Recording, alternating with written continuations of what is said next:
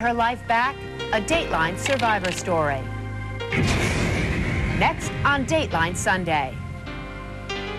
That's all for this special edition of Dateline, Places in the Heart. Dateline Sunday is next. I'm Maria Shriver. Good night.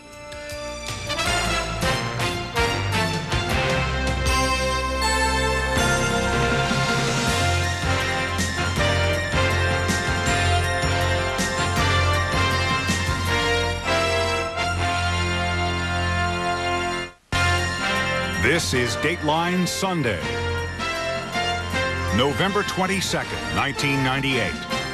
Tonight, it was last Thanksgiving when a freak accident at the Macy's parade in New York City nearly killed a young mother. Cat was on the floor bleeding, and just I thought life was over. She was in a coma, her skull fractured. But when she woke up, the real battle began. Things have changed. I'll never be the same as I was. A story of courage, love, and will. Jane Pauley with a Dateline survivor. She wanted to give her old truck to charity. It just seemed like a wonderful way to go. But do you know how much money from a gift like this really goes to those in need? It can be as low as 1%. 1%. And the charity you choose may not be what it appears to be. And $700,000 is not enough to build or begin your work with abused children? No, sir. Do you know where the money from your car or truck is going? Steve Daniels with a Dateline Good Housekeeping exclusive. What makes a dress more than just a dress? A dress needs to support a woman in the right place, and it needs to skim the body in other places. Tonight, a look at the fashion plates who made us look twice and made us ask, where did they get that style? It's not about the clothes, it's about what the clothes do to you. That's what style really is. Hoda Kotb on the best dresses of '98. Hollywood sure seems to get a bang out of blowing up buildings. The latest big screen blow-up comes in the hot new film Enemy of the State. What the hell is happening? I blew up the building. Why? It's dirty and dangerous work. Ever wonder how they do it?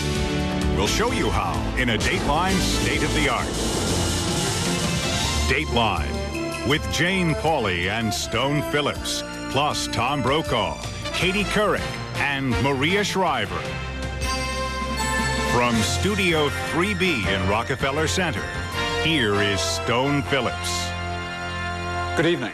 Americans are among the most generous people on earth when it comes to charitable giving. And this is the time of year when we're most generous and most vulnerable to being taken. Maybe you've seen those ads suggesting that you donate your old car or truck to benefit a good cause. Sounds like a good idea. But what used to be a way for charities to make a little extra money has become big business. Are the big bucks really going to the needy? Steve Daniels has a Dateline Good Housekeeping exclusive. I felt so good when I thought I was doing something good here. Oh, it just seemed like a wonderful way to go.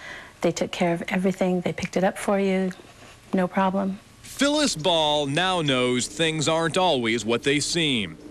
It all started about a year ago when she decided to donate an old truck that wasn't running very well to a charity advertising on television in Sacramento, California. We need your vehicle, running or not. We're the foundation for abused children. Our boys and girls need your donation. Did you feel like you were going to be helping some abused children? Oh, sure. All the time. But as you'll see later, when Dateline told her what really happened, she was angry, and you may be too. I feel bad for these people. I had no idea the outcome. The outcome can be win-win for both charities and donors.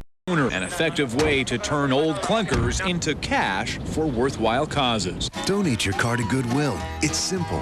Many established organizations like Goodwill Industries and the American Lung Association run successful, respected car donation programs. Donate your old vehicle to the American Lung Association. Whoa. And when it's done right, it can be an easy, hassle-free way to get rid of your old junker. You simply make a call, the charity arranges to pick up your car, and you get a tax deduction for the Blue Book value. Here we go. What is it? A little banged up in the front now. Here we go. What is it? And the charity can then either junk the car and sell the parts, or sell the car at an auction like this one in Napa, California, where the proceeds benefit more than a dozen charities. Still, if you aren't careful about who gets your donation, giving your car to charity isn't always this straightforward. It looks simple. So for 3 right here in the front for 300. But after your beloved junker is auctioned for a bargain price or sold for scrap parts, where does all the money go? If you think 100% goes toward charity, you're wrong. In fact, in some cases, as little as a few cents of every dollar ends up going toward a worthy cause. Take a look at this car. If it sells for $600, believe it or not, sometimes as little as $6 will end up going toward charity. What percentage of that donation, of the sales price of that car, actually winds up in the hands of the charity? It varies. California Deputy Attorney General Belinda Johns says, surprisingly, the amount charities get varies drastically. It can be as much as 50%. It can be as low as 1%. 1%? Yes. Is this legal? Oh, yes. It's legal because most charities use fundraisers or profit-making middlemen to run their car donation programs. But a 1988 Supreme Court ruling prevents states from dictating how much money those fundraisers must turn over to charities. They are required to tell you what percentage if you ask. Only skip the middleman altogether and run their own car donation program. But that's still no guarantee your money is going where you think it is. Our boys and girls need your donation. Consider the Foundation for Abused Children, the charity Phyllis Ball donated her truck to. It was registered as a California charity in May of 1997 by its president, Ronald Higgerson. He said its purpose was the development, maintenance, and operation of community shelters for battered women and children. But a year and a half later, even though hundreds and hundreds of donated cars have been sold on the foundation's lot, it turns out not a single penny of the proceeds has been used to build a single shelter. I don't believe there's any evidence that money has gone to charity yet. And the fact that so far no money has directly benefited abused children has people on both sides of Higgerson's business angry, those who donated cars and those who bought them, including this group of customers. It makes no sense how he can sit there and claim that he's helping abused children, and yet none of the money is going to these children. It's not right. It's not fair.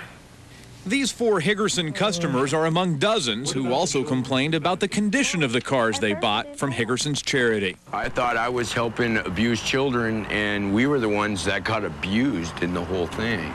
Phil Provence and Debbie Carson say they wanted to help a good cause and get a good deal at the same time. They didn't have much to spend.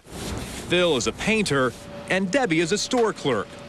So a year ago, they visited the foundation's car lot and purchased this 1986 Plymouth Voyager for $2,100 and this 1986 Toyota truck for $1,700. Even though they knew the cars had been donated, they say they were assured both were in good shape. We were told they were perfectly reconditioned vehicles that had no problems.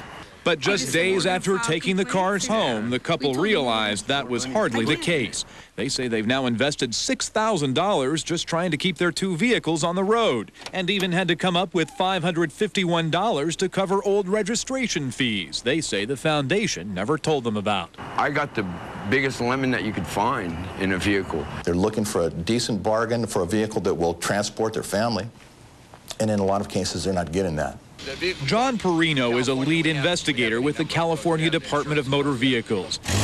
He investigated complaints Phil, Debbie, and more than 50 other Higgerson customers filed with his office, including some who said they were out of luck when they tried to get their money back. He told them that he was not going to refund the money and that it was a donation to the Foundation for Abused Children. Now Higgerson has problems on 2 fronts. First, for the way he sold cars. Perino says he violated a law allowing charities to sell cars without a license. As a result, the Sacramento District Attorney's Office recently charged him with operating as an unlicensed dealer and fraud. both misdemeanors. And secondly, the California Attorney General's office has also investigated the charity. Based on an audit, they want Higgerson to explain exactly what he's done with all the proceeds from the sale of all those cars. There are a lot of people who wonder where this money is going. They think this is all a scam. All right, that's fine. We caught up with Ron Higgerson at his car lot. He agreed to an impromptu interview, but said he couldn't answer all of our questions because of pending litigation. Still, he did make this surprising admission. What percentage of your gross revenue goes toward charitable causes? At this point in time, since we are rolling all the money back into expansion for this charity to become strong, the answer to that is none. Not a single penny is going toward a charitable cause. Because of the reason that we told you about. If indeed one says the charitable cause must be satisfied immediately, I believe that's unfair. You don't have the money yet to build those shelters? No, sir, we do not. Is it misleading to have a banner outside your building calling this the Foundation for Abused Children when not a single dollar has gone to help abused children? Well, we don't think so. It's something that we intend to grow into. But if Higgerson has had growing pains, he admits it's not because business has been slow. I would say since May 10th, somewhere probably now around $700,000 has been accumulated. Not accumulated, it's been generated. And $700,000 is not enough to build or begin your work with abused children? No, sir. Despite admitting no money has yet helped his cause, Higgerson denied there's anything wrong with the way he has operated his car lot. He told Dateline he initially misunderstood the rules he was supposed to follow as a charity, but said he has complied with them ever since. He wouldn't respond directly to Debbie and Phil's complaints about their cars, but in a letter to Dateline after our interview, he said they still owe him $500, a charge they call ridiculous. As for his other dissatisfied customers, he says just look at the stickers on his cars, which said they were sold as is, with no guarantees. Generally speaking, we do not rip off anybody. We have not treated anybody any different than what Ron Higgerson would like to be treated if Ron Higgerson was buying the car. Higgerson also told Dateline he has hundreds of satisfied customers, but when we asked him to put us in touch with them, he refused. But we did get in touch with some of the people who donated cars to his charity. Dateline traced the original donors of the cars that have caused Debbie and Phil so much trouble. Gary Carter, who donated the minivan Debbie is now driving, was stunned when we told him so far his donation has done nothing to help abused children. Even though Carter was entitled to a tax deduction like all other donors, he says still he's angry about what happened. I wasn't told the truth. I wasn't told what they were going to do with the car. Carter says he was told the minivan would be fully repaired before being sold. And remember Phyllis Ball? She donated the truck Phil says has sent him to the repair shop time and time again. Phyllis was furious to learn it's been the source of so much grief. Do you think you did the right thing by donating your old truck? Not anymore.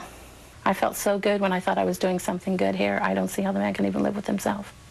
Do you go home from this business with a clear conscience every night? Yeah, and I also go home pretty tired. Are you ripping people off, defrauding the public? No. But just 3 days ago, less than a month after Dateline asked him that question, the Attorney General's office froze the charity's bank accounts and obtained a temporary restraining order shutting down the foundation's car lot. The office is now pursuing a civil suit against Higgerson, charging him with fraud, theft, and diversion of assets, saying the charity has succeeded in spending over $750,000 of charitable assets on everything but charitable purposes. And the district attorney's office has filed another round of criminal charges against him, including an accusation that he used this 1993 Jeep Cherokee, donated to him for charity, for personal use instead. Higgerson told Dateline his wife paid the charity $14,000 for the vehicle. When Dateline reached Higgerson on Friday, he said he denies all the allegations in the Attorney General's lawsuit. He also said he feels he's been unfairly persecuted. and has now resigned as president of the charity as a result. But he said he stands by what he told Dateline when we talked with him last month, that he had taken no income from the charity and was barely staying above water financially. How much money is in the charity's bank account right now? Right now is about $11,000. What's happened to the rest of it?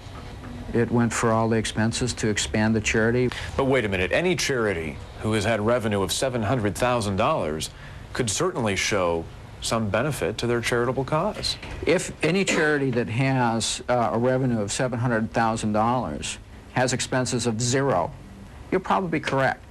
We have a location, we have a facility, we have staff, we have cars, we have a good solid platform with which to spring from, and that's exactly what we're going to do.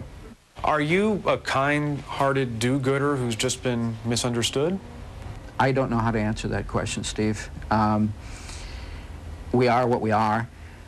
We have a goal. I plan on achieving that goal like any other businessman. I'm a businessman.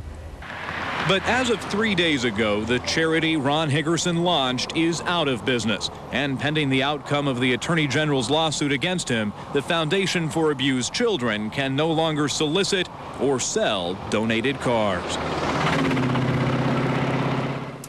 If you're thinking about donating a car or truck to charity, some tips. Always check the percentage of proceeds the charity will receive.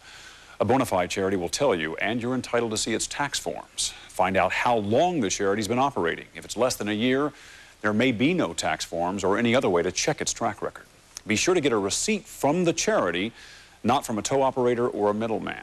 And get your paperwork in order. If you don't make sure the title is properly transferred, you could be hit with tickets or fees on a car that is still legally in your name. For more on car donations, you can check the December issue of Good Housekeeping magazine. It's on the newsstands now. This is Dateline Sunday for November 22nd, with reports tonight from Hoda Kotb, Josh Mankiewicz, and Steve Daniels. Still ahead, what makes a dress great? To me, a dress is something that a reader, a viewer, a fan, whatever, has to be able to look at this thing and go, okay, I wish that was me. A look at the best dresses of the year.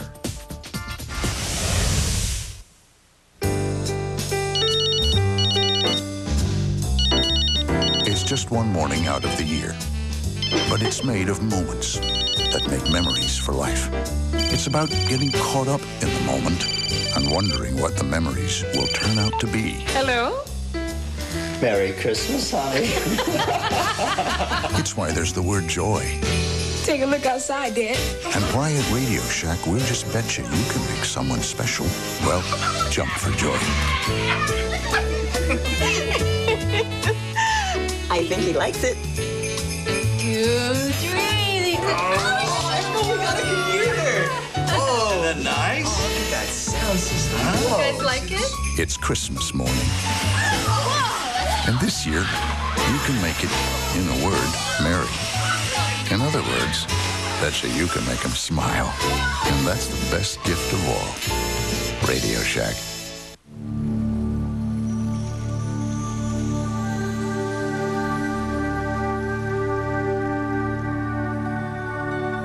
Introducing Tension Tamer Natural Herbal Supplements with Kava Kava from Celestial Seasonings. Do you want your parties to be really special? Now there is Rocher, the European speciality your guests will adore. Smooth chocolate, crunchy hazelnut, a luxurious taste sensation. It's more of a party with Rocher.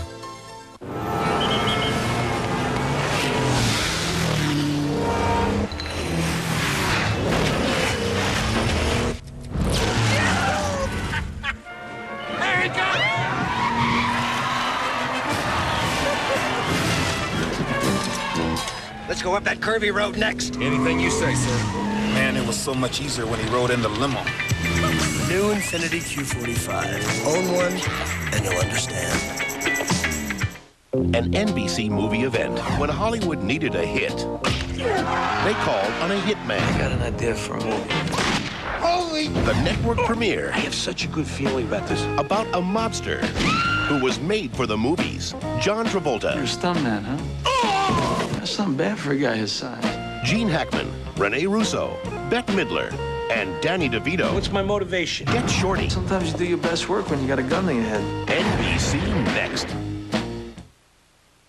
Dateline NBC, winner for the last 2 years of top honors from the Investigative Reporters and Editors Awards, the year's most honored news magazine. Dateline will be right back.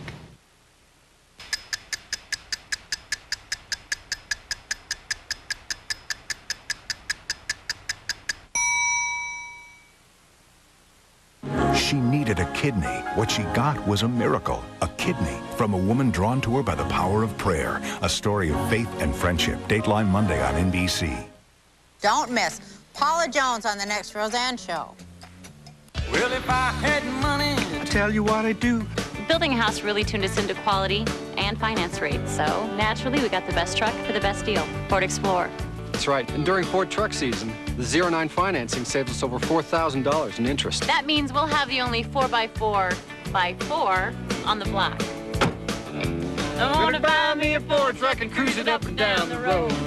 Come on and get crazy about the best-selling, best-built trucks during National Ford Truck Season. Circuit City has all kinds of audio systems and the best brands, so it's easy to find one that fits your space and your budget.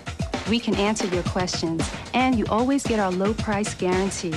Right now, all home, car, and portable audio is on sale at Circuit City. All 31-inch and larger TVs, VCRs, camcorders, and appliances are on sale, too. Plus, save $180 on this IBM computer with monitor and Canon color printer, just $999.99. Plug into low prices at Circuit City.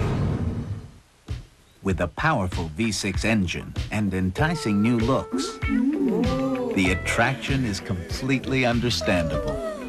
Introducing the V6 Grand Vitara from Suzuki. Wow, that's a Suzuki? Okay, guys, that's fine, thanks. Fellas, that's plenty.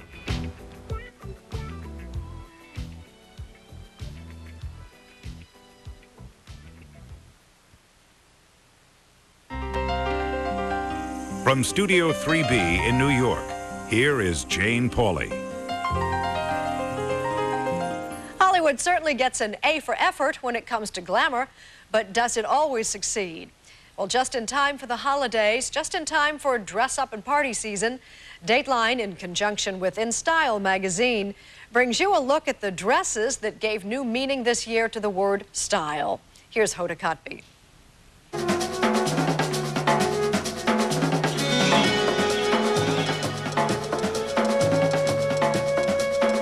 They all start the same way. A sketch, a pattern, and finally, it's fashion.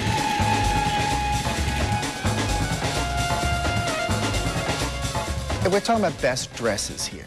We're not talking about, coolest outfits or funniest costumes or most dazzling get-ups. We're talking about dresses. But not all dresses are created equal. Some are a cut above the rest, says In Style magazine, which has just put together a list of the best dresses of 1998. Hal Rubenstein is the magazine's fashion editor.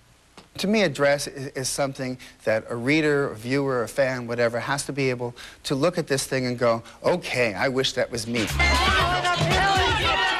The editors weren't strapped for choices. They started with photographs of more than 1,000 dresses and narrowed their final picks down to a list of 19.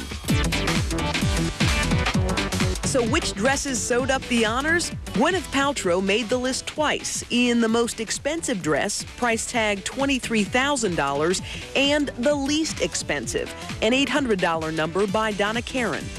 As for the designers, 3 made the list twice. Valentino was the cure for Juliana Margulies, who traded in her ER smock for this beaded gown. He also dressed actress Jenna Elfman for the Emmys in this $5,000 red silk crepe gown. The House of Halston had designs on both model Tyra Banks and actress Minnie Driver for the Oscars. Hot new designer Mark Bauer dressed Sigourney Weaver and Charlize Theron. A dress needs to support a woman in the right place, and it needs to skim the body in other places. And that's what makes a great dress. And speaking of support in all the right places, Kim Basinger won the Oscar for Best Supporting Actress in this satin gown by Escada.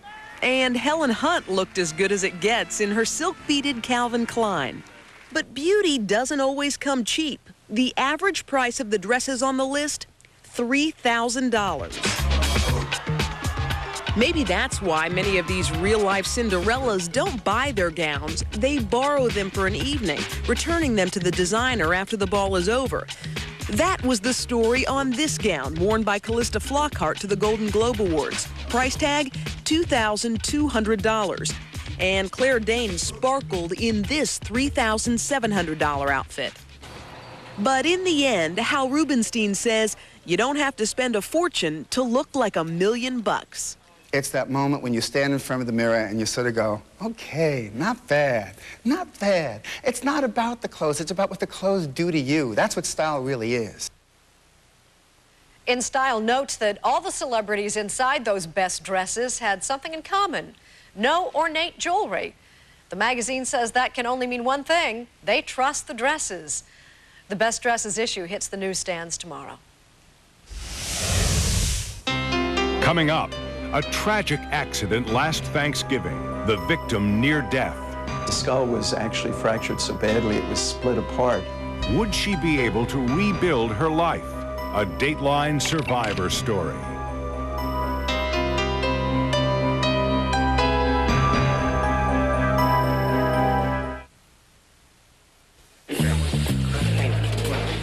All right, what can I get you? Let me get a double espresso latte, half decaf, medium foam, and just named Dutch chocolate, okay? Thanks. I'll have an Austrian goat milk cappuccino with a touch of Madagascar cinnamon. Ordering the right cup of coffee has become quite complicated, unless... I'll have what he's having. all you want is the richest coffee in the world. Just look for Juan Valdez. 100% Colombian coffee. Anything else just doesn't sound as good. Safer than any car we've ever built. As thrilling as any car anyone's ever built. The new Volvo S80.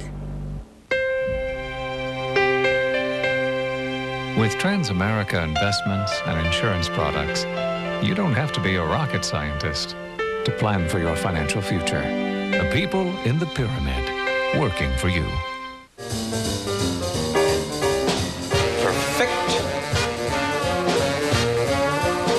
That's perfect. Introducing AT&T 5-cent weekends. Perfect. Perfect. No. Perfect. Now calls from home on weekends anytime, anywhere are just 5 cents a minute. Perfect. So get comfy, because weekends have never been better. I take my calling very seriously. To get 5-cent weekends, call now to enroll. Hello? Attention viewers, it's NBC's Special Guest Tuesday. Not gonna cry? Starting with another wild Mad About You Thanksgiving. And their special guest is... Puff the Magic Dragon! E.T. No, Billy Jack! No, it's Lisa Kudrow. And on News Radio, the special guests are Batman's Adam West and that Seinfeld guy. But Just Shoot Me's special guest is Stalking Finch. Yeah, you won't even notice me. It's Star Wars Mark Hamill. Tickle fight! Get off me! Plus, we've invited the whole cast of Friends for Special Guest Tuesday on NBC. Dateline NBC, winner of the National Association of Black Journalists Award for 3 consecutive years. The year's most honored news magazine, Dateline, will be right back.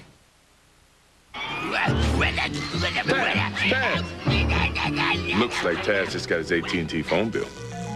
Taz, don't you make a lot of calls on Sunday? Yeah, Taz call. Then use NCI 5-cent Sundays. It's just 5 cents a minute every Sunday. AT&T charges 3 times as much. Uh-oh.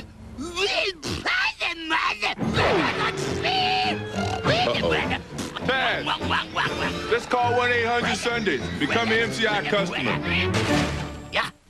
MetLife financial professionals believe the best way to discuss your financial future, including mutual funds, annuities, and insurance, is face-to-face. That's why we make house calls. Get Met. It pays. Now through Wednesday at Zales, save up to an extra $400 on a limited collection of jewelry, like this 10-carat diamond bracelet, now just $16.99. And right now, get 12 months interest free at Zales. My mom's a big person. Fire me. My dad has this real important job with this big fancy office where he's the boss. He always eats lunch at these big fancy restaurants. And after he's done saving the world, we go home and play. I'd give him a 10. I drew a picture of you. The 1999 Camry. Even heroes need a car.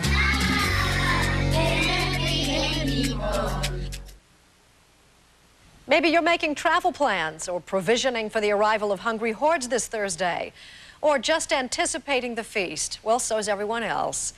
Thanksgiving is a uniquely American occasion that brings all of us together in a ritual as rich as it is plain, harvest and home and giving thanks. But for the family you're about to meet, Thanksgiving has become too painful to celebrate in the usual way. And yet, they have much to be grateful for. A young mother, a Dateline survivor.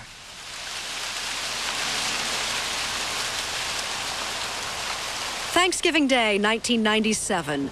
Across the nation, it was a day for family, turkey with all the trimmings, and for 70 million Americans, a time-honored tradition. The Macy's Thanksgiving Day Parade on TV.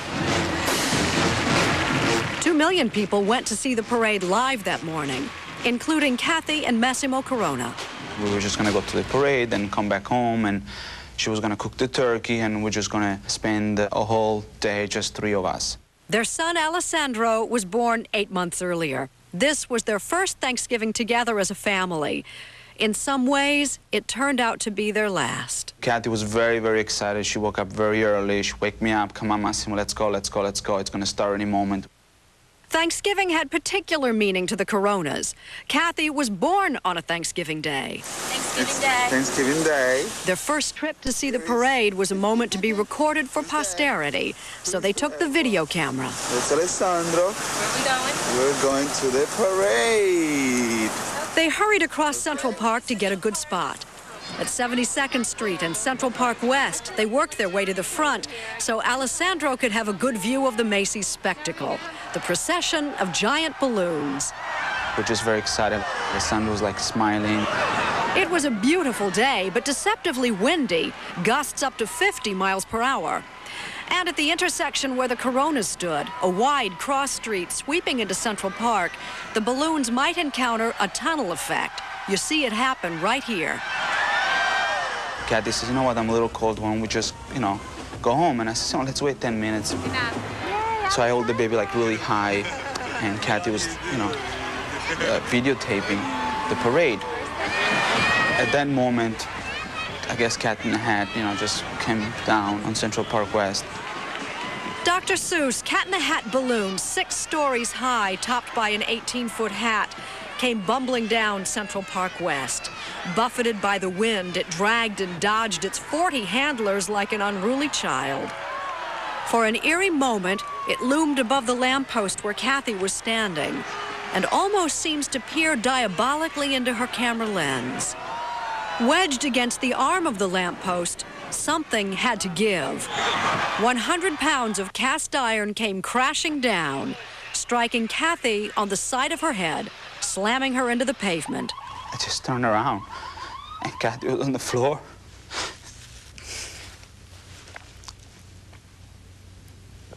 And I had the baby in my arm. I just didn't know. I thought life was over.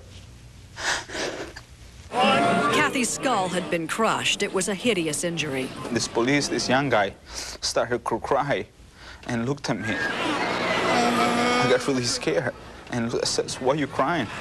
He's like, don't worry, she's gonna be okay. At home, television viewers continued to watch the festivities, oblivious to the tragedy. But at 72nd Street, the parade paused to let an ambulance rush Kathy to St. Luke's Roosevelt Hospital. At some point, a priest arrived, and that scared you. Even more so, because usually in Italy, when a priest comes to a house or to an hospital, it means it's over. And so I got really, really scared. And the doctor and the nurse were just staring at me. And I'm looking at my wife, so I said, what's going on? And they just didn't answer. So I even got more scared. And then I came out. That's when the priest came in. I'm like, it's over. We felt that if we didn't operate, that she would almost certainly die. Neurosurgeon Dr. James Hughes was called in from his own Thanksgiving table. The skull was actually fractured so badly it was split apart. It had been a double blow. First, the lamppost had smashed down on the left side of Kathy's skull, and as she fell, the impact with the sidewalk left a baseball-sized indentation on the right side.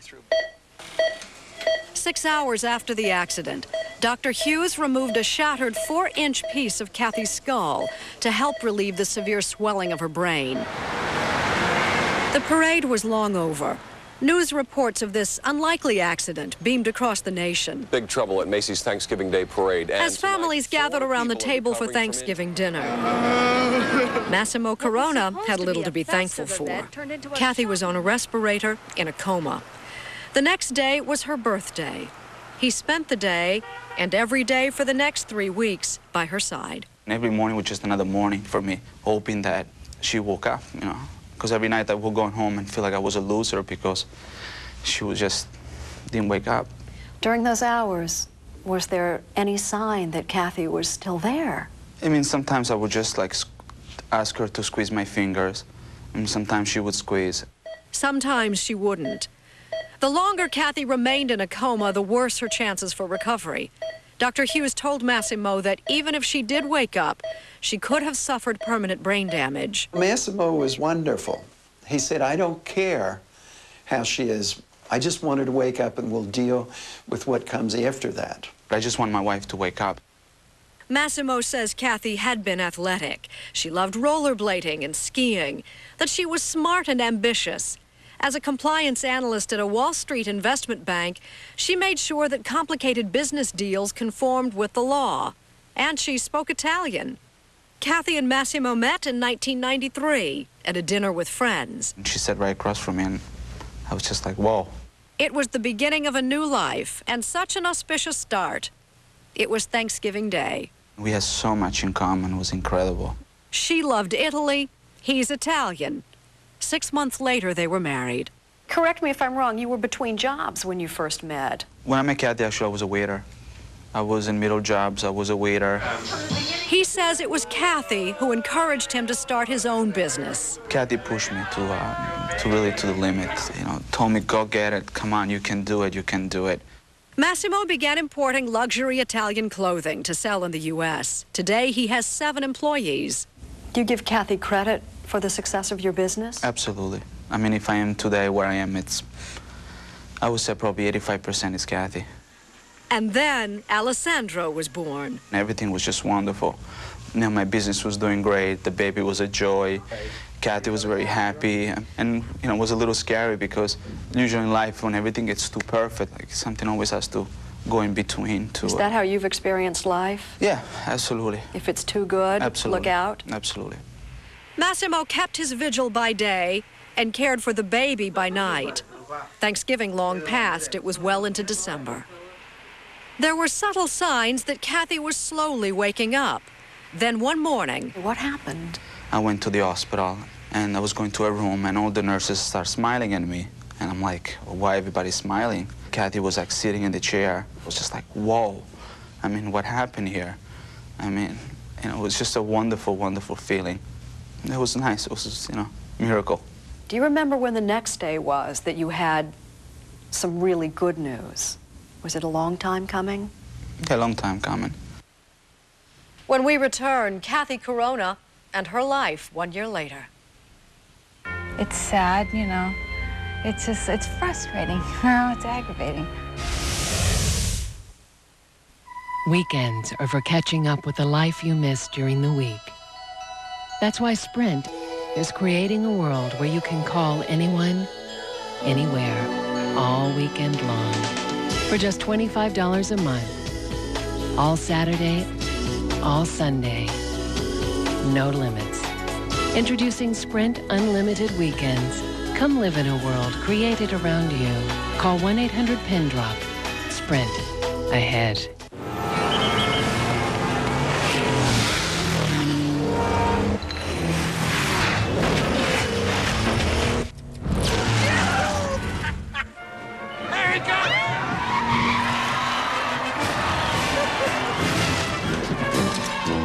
Let's go up that curvy road next. Anything you say, sir. Man, it was so much easier when he rode in the limo. New Infiniti Q45. Own one, and you'll understand. I'm Roger Soddy. I make the original shredded wheat here at Post Cereals. That's our dad. You know, when my girls were younger, I couldn't get them near a box of shredded wheat. That's for sure. So you want to know how it happened? Well, it wasn't because I've been bringing it home for the last 20 years. Sorry, Dad. Now that they're on their own, seems like bottled water's not the only good thing they discovered. How come you never told us how good this stuff is? Yeah, Dad. Now you'd think they invented shredded wheat. This stuff is good. It comes to NBC once a year. This year, it's bigger than ever. The world's greatest magic. 36 world-class magicians, 4 world champions, 7 never-before-seen illusions. The most astounding magic on Earth. See a deadly crawl through an industrial fan. And a woman beats through thin air across the Grand Canyon. World's greatest magic, an NBC special, Wednesday. Monday. If you think your job is killing you, you may be right. But stress alone isn't to blame. New evidence about something more dangerous that's on the job. Also, a Jaguar for $200? A home for only $800? The truth about those ads for government auctions. The fleecing of America. NBC Nightly News, Monday. Back to our story. Now Kathy Corona was of the world again. While she had no memory of the incident, in the hospital one day, she came face to face with its impact. She caught her own reflection in a hallway mirror. She looked herself there, and next thing you know, she started, like, you know, punch me and, like, be very upset. She barely recognized herself. The old Kathy was simply gone. It was a new Kathy who woke up from the coma. She didn't look Kathy, the Kathy that I knew, the Kathy that I met, the Kathy that I married. In February, Kathy went home to build a new life. She had to wear a helmet to protect the soft area where the piece of skull had been removed. Eventually, a metal plate was inserted to cover the spot. Her hair now covers that. You had a 4-inch section of your skull removed. From here, this mark here. You can barely see it. Yeah. Dr. Hughes did a really good job. A miraculous job. And yet, far more than her appearance has changed. What begins with A? Doctors say her massive brain injuries caused a radical personality transformation. Kathy is a very different person now. Kathy's learning to live with Kathy. So is her husband. Remember how to create it without... Dr. Mary Hibbard has overseen Kathy's rehabilitation at Mount Sinai NYU Medical Center. I feel like the baby. I'm like, yay! Much of Kathy's changes would be described almost as childlike, not childish. She's very spontaneous in her responses. She will laugh more than she certainly did before. She will cry more than she did before. It's ready. Dr. Hibbard says if Kathy works again, it wouldn't be at the same level. This is a new Kathy, and this is the Kathy who will be. The Kathy who was has really lost the day of the parade. You really had to reintroduce yourself to your new life in an odd way, didn't you? Mm-hmm. It's sad, you know. It's just, it's frustrating, you know, it's aggravating. Things have changed. I think that's why I'm trying to grasp a hold of life, getting back together. I'll never be the same. It's very difficult for me to explain what Kathy is now, because I don't want to think about it.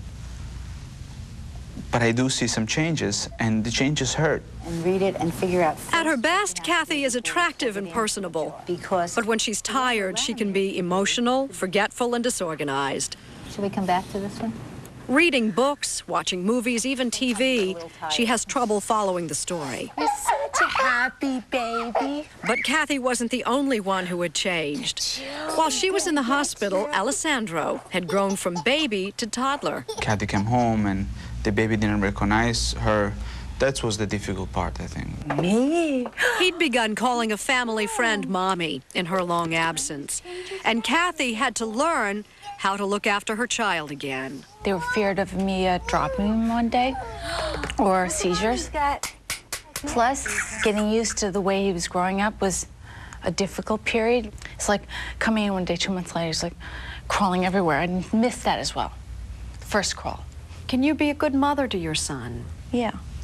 You know what? I love him. It's like hug him. So Mommy loves you. Missed you a lot. Sometimes she gets frustrated also with the baby, and I get a little bit nervous, I'll be honest with you, with that. You know, we say, Kathy, it's a baby, it's a child. That's probably the most scary part. Where's Mommy? But there's no doubt Alessandro knows who his mother is now. Or that Massimo and Kathy's marriage was not a casualty of that terrible accident. Do you think you can ever have more children? I would love to. I would love to. Does Kathy want to? Mm-hmm. Kathy, tell me about your husband. Tell me about the man you married. Well, I'm happy he's been there for me. I've been through hell. And so has he. It's been both a change in our life. I mean, this whole incident. But our marriage is grown fonder. That's right. I'm really close with Kathy, even more so, because I know what she went through, and I gotta give her a lot of credit. You know, she's great. She handled this excellent. Are you in it for the duration? I'm in it. Forever. Absolutely. What do you think? They take comfort in the church. Now Kathy goes almost every day. Name of the Father, of the Son. She says she's grateful to be alive and that perhaps a merciful God took away the memory of the accident. The Coronas still have the video they shot that day. They'd never watched it, but told us they were finally ready to. Oh, God, who took that? You.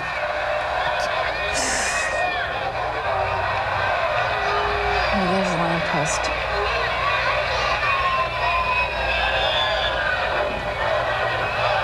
Oh, dear.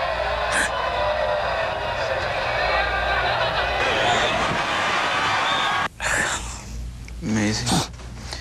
Just happened so quick, it's amazing. I have no recollection of that. It happened so fast. Not even a minute before, Kathy, I says, Kathy, you're tired, why don't you give me the baby and you hold the video cam. Thank God I have a guardian angel. I'm alive. Also, I had him in my arms, and I gave him to him. That would have hit him as well.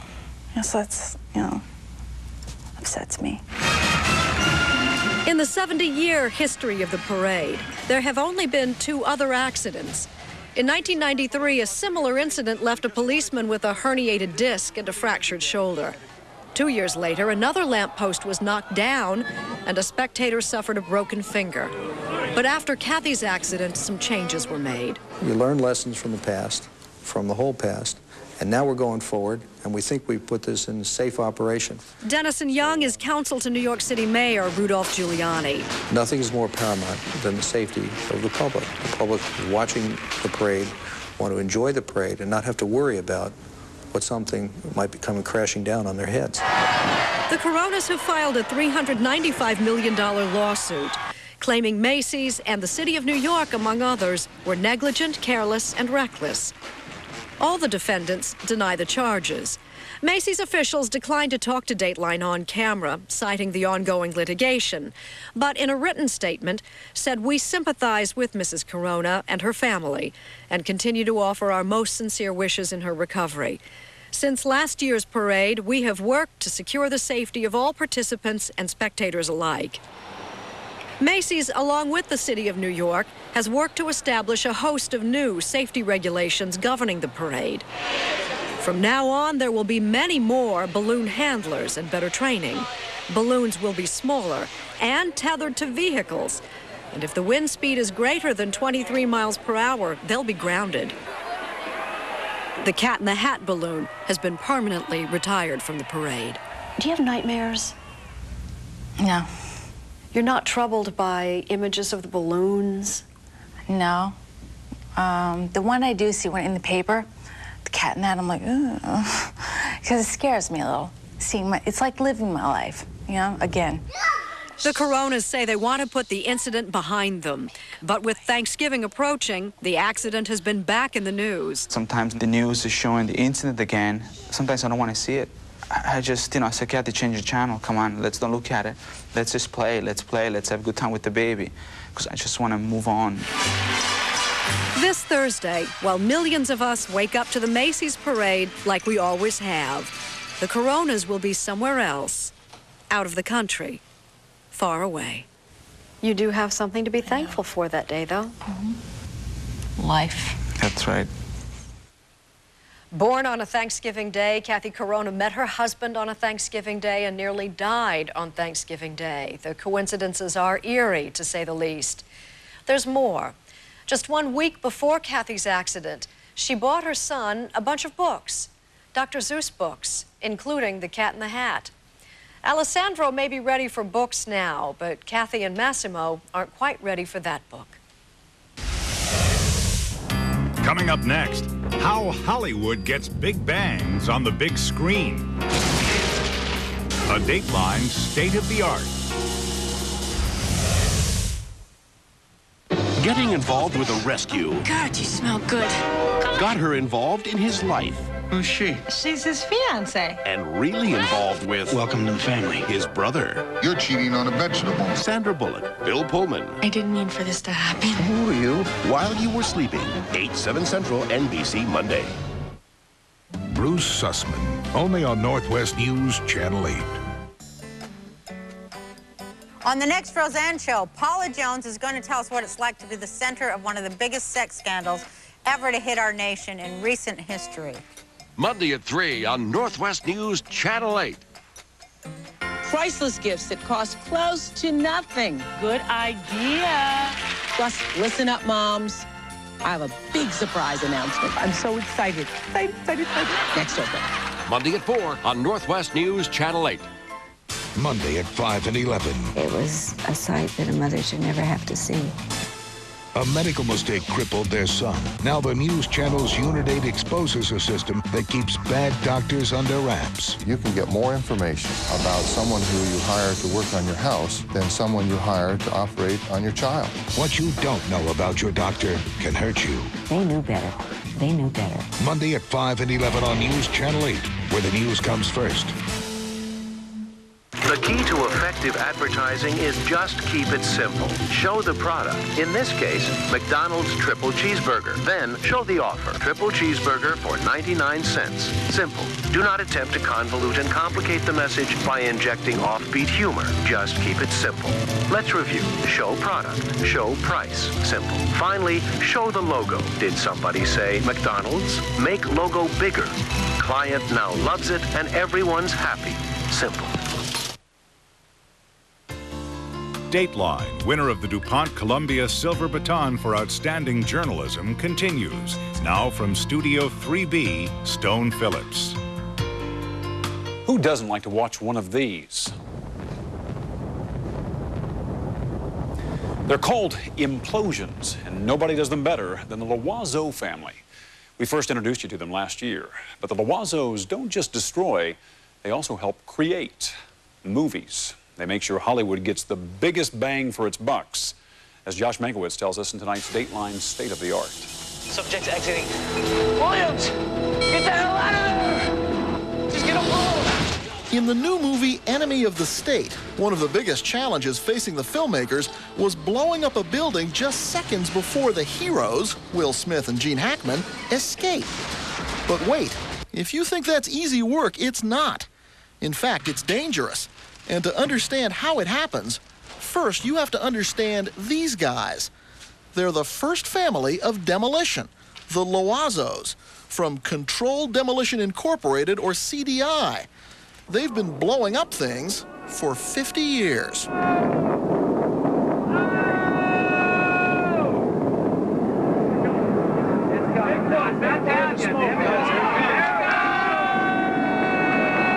So when the Enemy of the State producers wanted to demolish this old Dr. Pepper factory for a pivotal action scene, they called CDI. That was easy. That was an easy choice because, you know, their work explodes them onto the surface.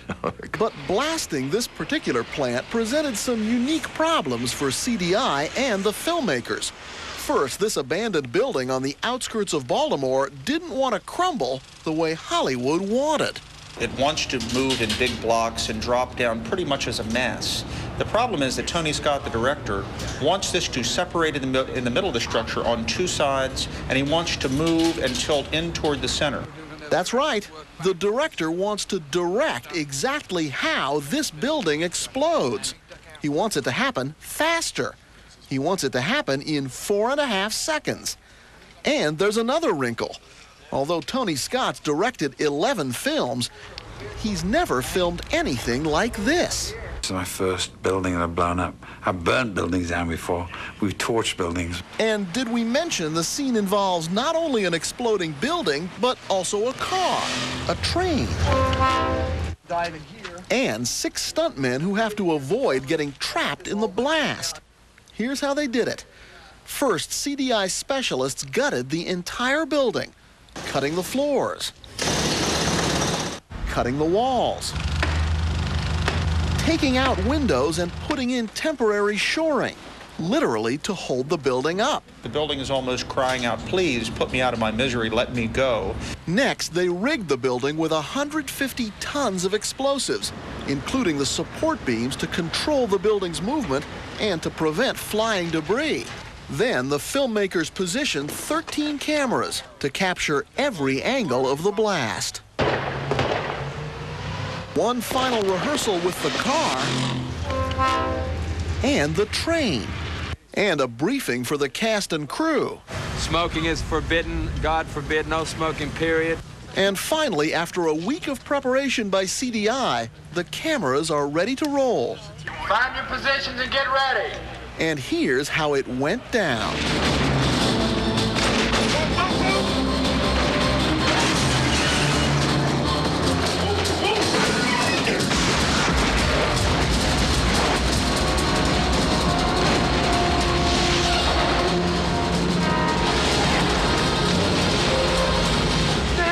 I blew up the building. Why?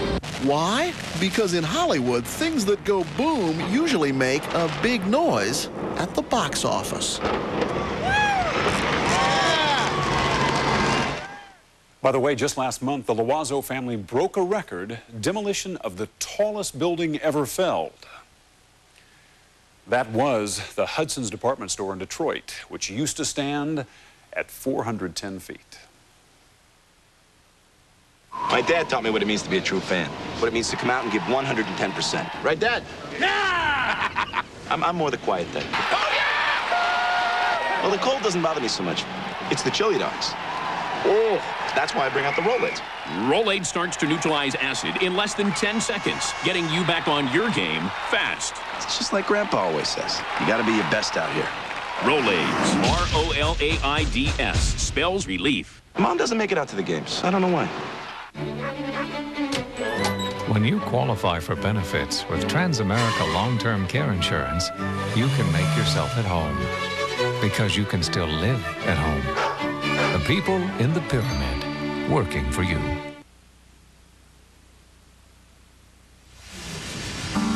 Protect the body. Ignite the soul. The new Volvo S80. 5 cents. 5 cents. 5 cents. Introducing AT&T One Rate International Plus with 5-cent weekends. Now calls across the country and to Canada are just 5 cents a minute all weekend long. Yeah, call your friends, call your relatives, call everybody you know. To get 5 cents a minute in the U.S. and great international rates as well, call now to enroll. No, Monday is what? It's a weekday, that's right. That's right. When Hollywood needed a hit, they called on a hitman. I got an idea for a movie. The NBC theatrical premiere. You're a stuntman, huh? Oh! That's not bad for a guy his size. John Travolta, Rene Russo, and Danny DeVito. What's my motivation? Get shorty. Sometimes you do your best work when you got a gun to your head. NBC next. After you feed your kids dinner tonight, feed their imagination. Read a book to them. Any book.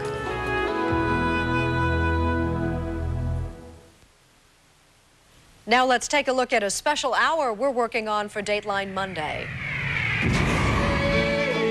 Year after year, she had waited for the kidney transplant that would save her life. I've been on the transplant list for almost 5 years. Slowly, she was losing time, but she was not losing faith. Take joy, my king. From her faith, a friendship, and maybe the miracle she needed. As I was driving one day to work, the thought just came to my mind, would you be willing to be a part of the answer for Tony? I began to think, Lord, is this you speaking to me? two women, one strong belief. Could she make the sacrifice that would save her life to give the greatest gift? The story on Dateline Monday.